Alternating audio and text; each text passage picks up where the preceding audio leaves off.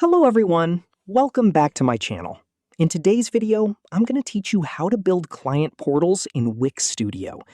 This guide will take you through all the steps needed to create a robust membership section, perfect for managing clients, offering exclusive content, or enhancing your site's user interaction. So let's dive right in. Start by navigating to the Apps page from the main Wix Studio menu.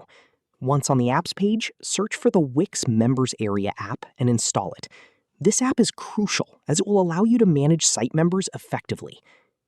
After installation, check the auto-generated pages. Installation should automatically add essential pages to your website, but it's important to double-check they are present. If they're missing, head over to the Wix Studio editor and click Complete Setup. Next, navigate to the Contact section, then to Site Members, followed by Manage Member Roles.